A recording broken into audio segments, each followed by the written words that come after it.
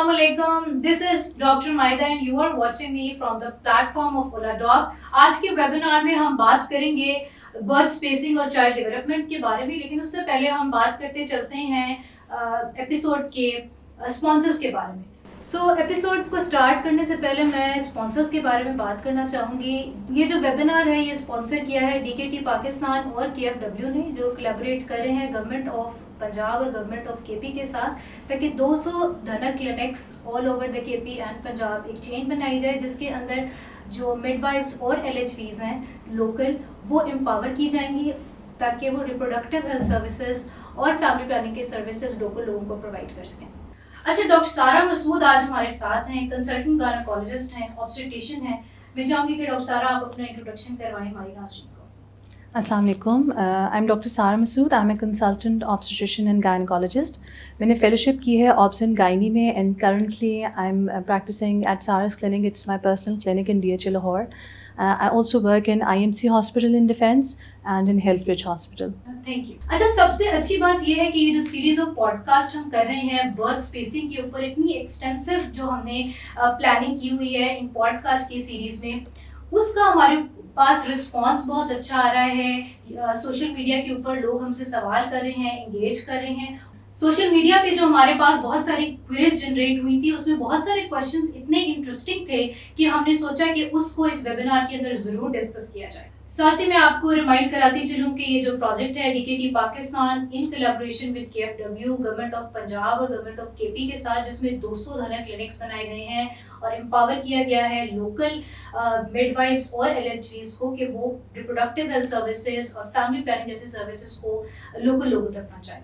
और ये एक एक्सीलेंट इनिशिएटिव्स है जिसके अंदर बहुत सारी लाइफ्स को टच किया जा रहा है। ना सिर्फ एक एंटरप्रेन्योरशिप का कल्चर जनरेट किया जा रहा है, बल्कि जो लोकल लोग हैं, लोकल माएँ हैं, बच्चे हैं, उनकी ज़िंदगी के ऊपर एक गहरा असर डाला जा रहा है। डॉक्टर साहब, मुझे ये बताइएगा कि बच्चे की पैदाइश के अंदर वक्फे की क्या इंपॉर्टेंस है? ये बहुत जिक्र होता है रिप्रोडक्टिव हेल्थ के ऊपर जब हम बात करते हैं, वक्फे के ऊपर, फैमिली प्लानिंग के ऊपर, कॉन्ट्रासेप्टिव की इंपॉर्टेंस के ऊपर हमारी लिटरेचर भरा पड़ा है मेडिकल।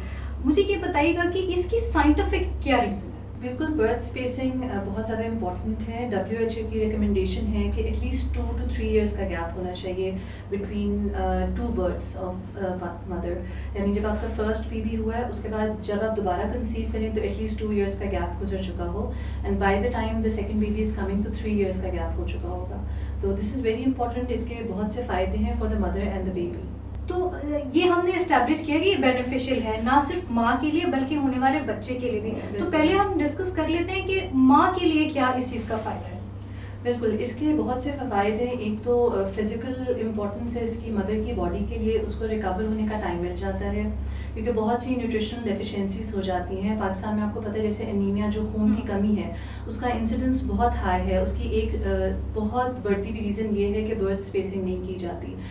पिछली प्रेगनेंसी की न्यूट्रिशनल डेफिशिएंसीज अभी कंप्लीट नहीं हुई होती, रिप्लेनिश नहीं हुई होती, तो नेक्स्ट प्रेगनेंसी हो जाती है। तो अगर मदर को 2 इयर्स का गैप मिल जाए, उसके अंदर वो अपनी खुराक बेहतर कर सकती है, सप्लीमेंट्स ले सकती है, ताकि वो अपनी न्यूट्रिशनल डेफिशिएंसीज पूरी कर सके। सेकेंडली आ जाता है कि इमोशनल हेल्थ जो मदर की है, that is also very important, क्योंकि जब नया बच्चा दुनिया में आता है उसको संभालने के लिए बहुत इमोशनल स्ट्रेंथ चाहिए होती है, फिज़िकल स्ट्रेंथ चाहिए होती है। तो अगर अभी एक छोटा बच्चा होता है, उसको मदर ने ब्रेस्ट फीड भी कराना होता है, तो दीन में भी है हमारे कि 2 इयर्स एटलीस्ट बच्चे को दूध पिलाएं। तो इस तरह ये होता है कि अगर आप प्रॉपर बर्थ स्पेसिंग करेंगे तो बच्चे को भी अपना प्रॉपर हक मिल जाता है। थर्डली आ जाते हैं फाइनेंशियल इम्पोर्टेंस भी इसकी बहुत ज़्यादा है, कि अब ज़ाहिर है बच्चे पैदा हो रहे हैं, उनको पढ़ाना भी है, उनको खिलाना पिलाना भी है। तो अगर एडिक्वेट बर्थ स्पेसिंग होगी तो एज अ फैमिली वो यूनिट ज़्यादा स्ट्रॉन्ग रह सकेगा। They will be emotionally ready and financially ready for the second child. ये बड़ी आपने ज़बरदस्त बात की है कि इसकी फाइनेंशियल इम्प्लिकेशंस भी हैं, और आपने देखा है इतनी इन्फ्लेशन है ग्लोबली, जो है वो चीज़ें बहुत मुश्किल हो चुकी हैं, और उसके अंदर जो है एक फैमिली का सर्वाइव करना थोड़े से पैसों में बड़ा मुश्किल है, और उसके अंदर जो है वो बच्चों की प्लानिंग बड़ी ज़रूरी चीज़ है। अभी मैं थोड़ा सा डेविल्स एडवोकेट डॉक्टर साहब बनूंगी। मैं खुद भी डॉक्टर हूँ हालांकि, लेकिन मैं थोड़ा सा अपनी कल्चर से चीज़ों को देखती हूँ। तो हमें सुनने को मिलता है कि हमारी बड़ी बूढ़ियाँ, आपको याद होगा, वो कहा करती थी कि हम तो बच्चे पैदा कर लिया करते थे, चलते फिरते कहते थे हमारे बच्चे पैदा हो जाते थे। आज की औरत इतनी नाजुक हो गई है कि अभी तो फैमिली प्लानिंग और टाइम और ये और इमोशनल और सब कुछ, तो ये सब कुछ को आप किस तरह से कनेक्ट करती हैं, स्पेशली जो हमने अभी साइंटिफिक रीजंस की बात की है? बिल्कुल। अच्छा, ऐसे है कि अब हमारी जो न्यू जनरेशन है उनके अंदर वर्किंग मॉम्स बहुत ज़्यादा हो गई हैं, तो उसके अंदर इट इज़ वेरी इंपॉर्टेंट कि अब उन्होंने वर्क लाइफ भी मैनेज करनी होती है, हाउस लाइफ भी मैनेज करनी होती है। तो अगर हम बर्थ स्पेसिंग प्रॉपर करेंगे तो इसमें यह है कि जैसे हमारी फीमेल्स अब पहले से ज़्यादा पढ़ी लिखी हैं, तो वो अपनी करियर परसू करती हैं, अपनी पढ़ाई परसू करती हैं, तो इससे सोसाइटी को भी बहुत बेनिफिट होता है और फैमिली यूनिट को भी बहुत बेनिफिट होता है। इसमें अगर बर्थ स्पेसिंग करेंगे, आपको पता है कि when I run my clinic और जब मैं हॉस्पिटल्स में काम करती हूँ, आई सी इतनी ज़्यादा अनवांटेड और अनप्लान्ड प्रेगनेंसीज इतनी ज़्यादा ऑन द राइज हैं। उसके बाद फीमेल बहुत ज़्यादा इमोशनली स्ट्रेस्ड हो जाती है and we can't help them because pregnancy को, एक हेल्दी प्रेगनेंसी को अवॉइड करना इज़ इलीगल, ठीक है। तो इससे बेहतर है कि आप if you are not ready तो आप कॉन्ट्रासेप्शन यूज़ करें ताकि आप इस किस्म के किसी भी प्रॉब्लम से बच सकें।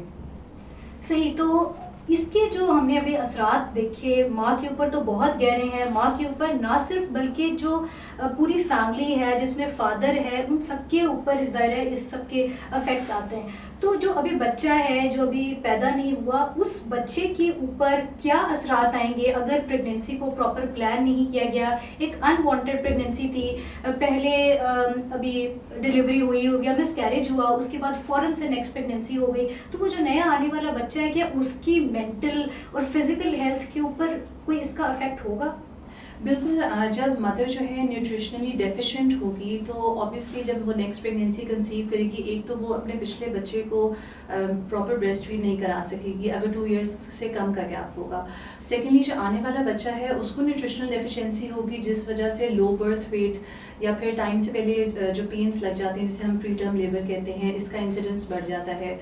इन्फेंट मोर्टेलिटी और स्टिल बर्थ का मतलब है कि प्रेगनेंसी की बिल्कुल कंप्लीशन पे प्रेगनेंसी हो और बेबी की माँ के पेट में डेथ हो सकती है।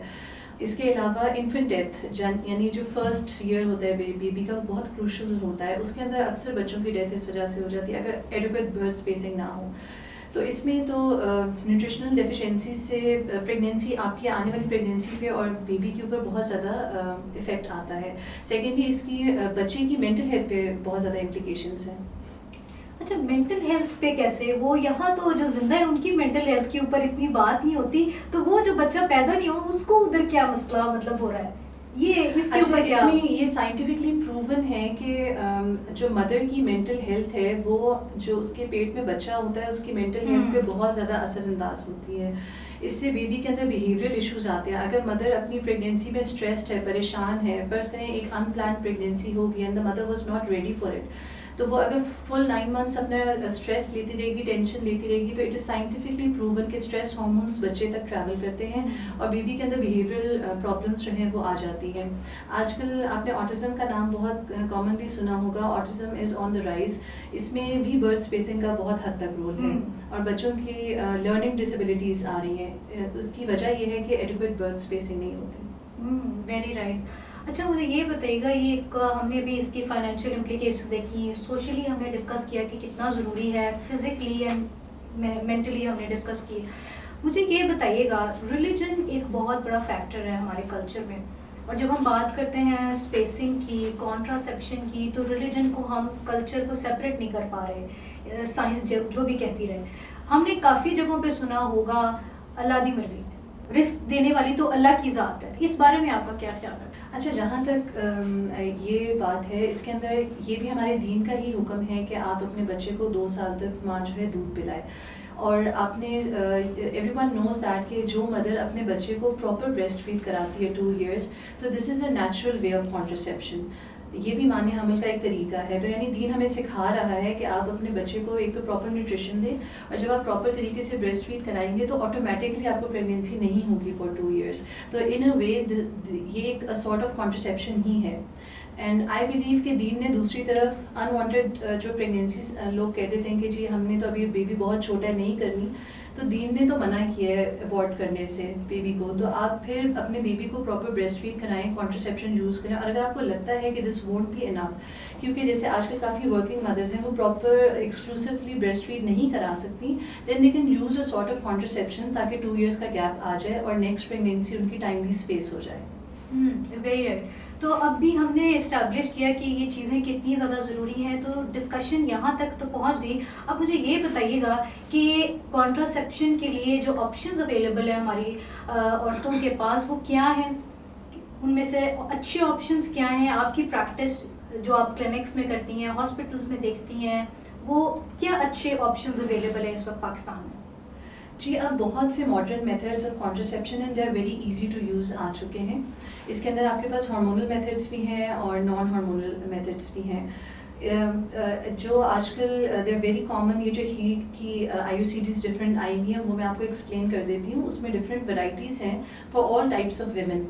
इसके अंदर सबसे पहले मैं आपको हीट स्लीप का बता देती हूँ। It is for newly married females या जो फर्स्ट टाइम मॉम्स होती हैं, उनके यूट्रस अभी इतने स्मॉल साइज़ होते हैं तो ये इजीली कंफर्टेबली जो है इंसर्ट हो जाती है और डिस्कम्फर्ट कॉज नहीं करती, और it gives contraception for 5 years। इसके बाद आ जाती है हीट सिल्वर लोड, ये है फॉर वर्किंग वुमेन और मीडियम टर्म स्पेसिंग के लिए जो लोग चाहते हैं।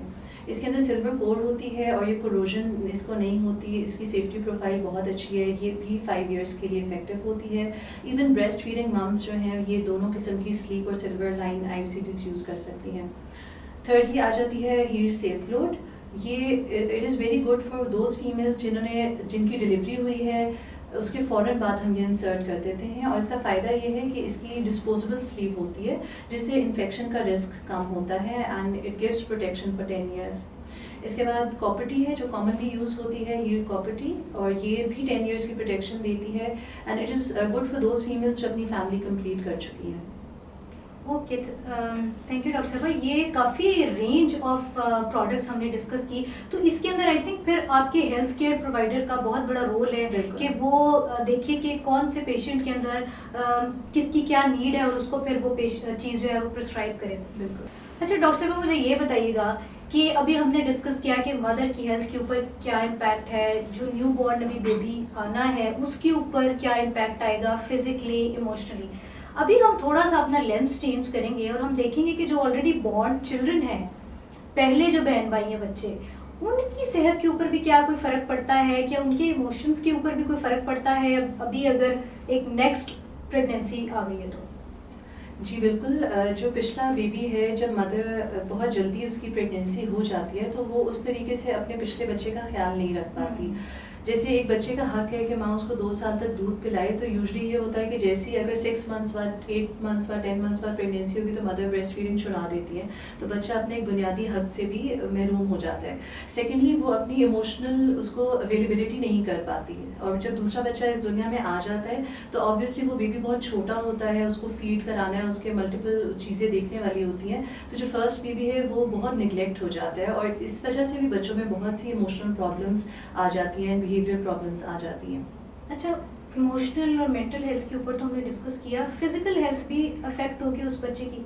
ऑब्वियसली बच्चे की एक तो जिस तरह अगर तो छोटा बच्चा है तो वो ब्रेस्ट फीड नहीं ले सकेगा, तो उस वजह से उसकी न्यूट्रिशनल नीड्स कम हो जाएगी। सेकेंडली मदर ड्रेन्ड आउट अगर होगी तो वो प्रॉपर बच्चे को अटेंशन नहीं दे पाएगी जिस तरह उसका हक है। तो बेहतर यही है कि आप मिनिमम 2 years पिछले बच्चे को टाइम दें, जब वो अपना हो जाए, न्यूट्रिशनली अच्छा हो जाए और समझने लग जाए चीज़ें, देन आप नेक्स्ट प्रेगनेंसी प्लान करें, ताकि बच्चे को हो कि मेरी माँ ने मुझे प्रॉपर टाइम दिया है। फिर बच्चे थोड़े समझदार हो जाते हैं, नेक्स्ट बेबी आ भी जाए तो वो ईजिली एडजस्ट कर जाते हैं, वरना फिर बच्चे क्रैंकी हो जाते हैं। जो बड़े बच्चे होते हैं उन्हें लगता है कि माँ हमें प्रॉपर टाइम नहीं दे रही। लास्ट में हम चलेंगे, कोई एक मैसेज तो आप देना चाहेंगे हमारे व्यूअर्स को? बिल्कुल, मैं ये कहना चाहूँगी कि जैसे बर्थ स्पेसिंग के बारे में इतने आपको उसके बेनिफिट्स बताए हैं, तो आई वुड वांट कि आप लोग अपने बच्चों के अंदर एटलीस्ट 2 years का गैप ज़रूर डालें, ताकि जो मदर हैं वो फिज़िकली हमारी मदर स्ट्रॉन्ग हो, बिकॉज़ एक स्ट्रॉन्ग और हेल्दी मदर ही एक हेल्दी नेशन बना सकती है। तो अगर हमारी मदर्स हेल्दी होंगी, उनकी हेल्थ अच्छी होगी, वो इमोशनली हैप्पी होंगी, तो इससे पूरी सोसाइटी का इसमें फ़ायदा है। तो will have a healthier nation इंशाल्लाह। Thank you. आपने देखा कि आज हमने डिस्कस किया वाइड रेंज ऑफ सर्विसेज, जो हीर के प्रोडक्ट्स हमारे पास डिस्कस हुए, कितनी चीज़ें हमारे पास अवेलेबल हैं, तो अब आप मोर अवेयर हैं, मोर एजुकेटेड हैं अपनी चॉइसेस के बारे में। डीकेटी पाकिस्तान और केएफडब्ल्यू के कोलैबोरेशन से जो 200 क्लिनिक्स बनाए गए हैं, वहाँ पे आप ये सर्विसेज जाके ले सकते हैं। अपनी हेल्थ का ख्याल रखें और अपनी फैमिली का ख्याल रखें। Thank you.